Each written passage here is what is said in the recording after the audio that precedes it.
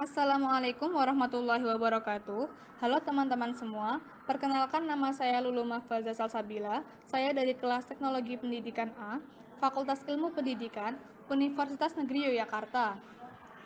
Konten saya sekarang ini adalah membuat sebuah proyek video sebagai syarat ketuntasan ujian akhir semester genap 2022 pada mata kuliah pengelolaan pembelajaran dengan mengangkat topik pembahasan bagaimana pendidik dapat menentukan yang mana tujuan pembelajaran, bab atau kegiatan pembelajaran yang tepat dan cocok untuk kebutuhan pembelajaran peserta didik dalam konteks pembelajaran blended learning di SMP. Sebelumnya, apa itu blended learning? Blended learning merupakan penggabungan dua model pembelajaran yang terpisah antara pembelajaran tradisional dengan pembelajaran yang berbasis teknologi komputer. Pembelajaran dengan menggunakan blended learning dirasa lebih efektif jika dibandingkan dengan pembelajaran yang hanya menggunakan metode konvensional saja ataupun teknologi saja. Metode konvensional di sini adalah metode lama atau yang lama diterapkan seperti tatap muka, seperti yang diterapkan pada sekolah-sekolah sebelumnya selama ini.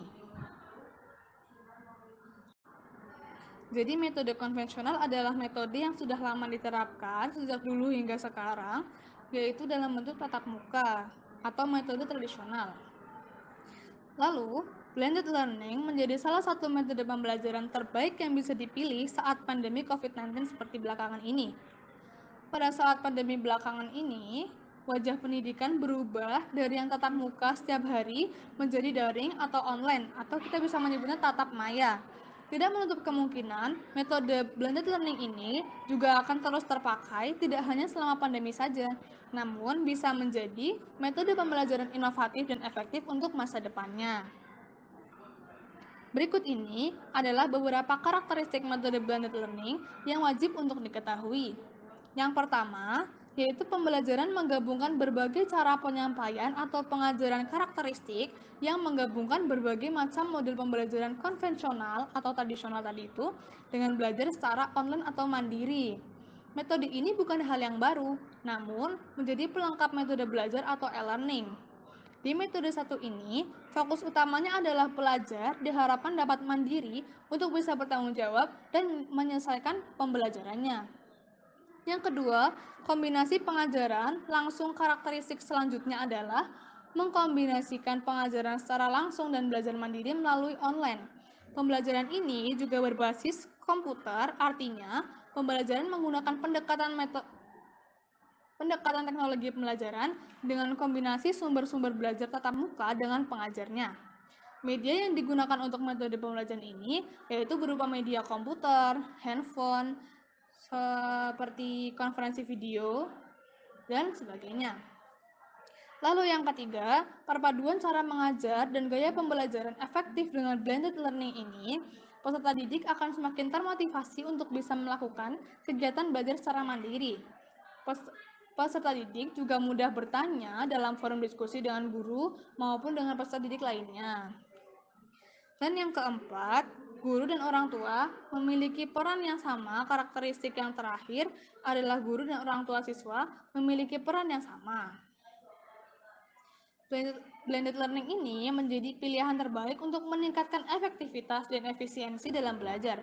Selain itu, daya tarik untuk berinteraksi di dalam lingkungan belajar yang beragam juga meningkat. Metode satu ini akan memberikan fasilitas belajar yang sensitif, terutama terhadap berbagai pendekatan karakter psikologis. Nah, berangkat dari sini, metode belajar blended learning pasti berkaitan dengan learning management system. Sebelumnya, apa itu learning management system? A learning management system is a software application or web-based technology used to plan, implement, and assess a specific learning process. Atau learning management system adalah aplikasi perangkat lunak untuk kegiatan dalam jaringan, program pembelajaran elektronik, dan isi pelatihan. Sebuah learning management system yang kuat harus bisa melakukan hal berikut, yaitu menggunakan layanan self-service dan self-guide, mengumpulkan dan menyampaikan konten pembelajaran dengan cepat. Atau dalam pengertian lain, learning management system itu adalah perangkat lunak yang dirancang untuk membuat, mendistribusikan, dan mengatur penyampaian konten pembelajaran.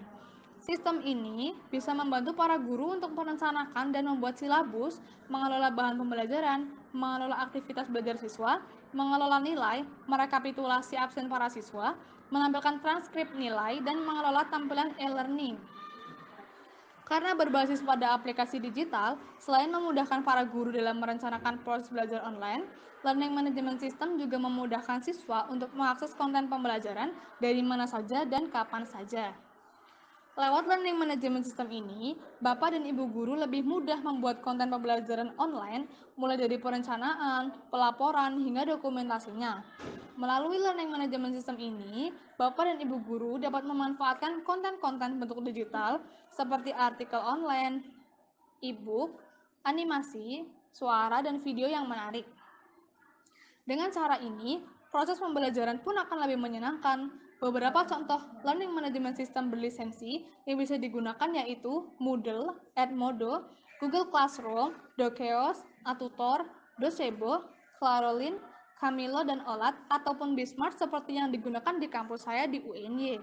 Jadi, dalam pembelajaran blended learning seperti yang dikatakan tadi, adalah perpaduan antara metode konvensional dengan menggunakan media digital seperti komputer, HP, laptop, dan lain-lainnya.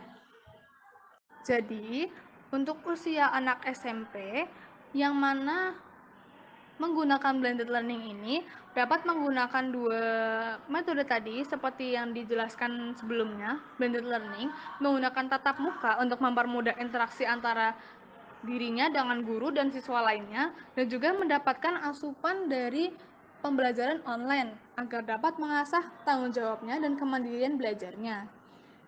Maka kedua-duanya diseimbangkan agar dapat mencapai tujuan pembelajaran tersebut. Baik, mungkin hanya itu yang dapat saya sampaikan pada konten saya sekarang ini. Apabila terdapat kesalahan kata, materi, ataupun pembahasan yang saya sampaikan, saya sangat menerima kritik dan saran serta arahan dan koreksi dengan senang hati. Baik, sampai jumpa lagi di episode selanjutnya. Wassalamualaikum warahmatullahi wabarakatuh.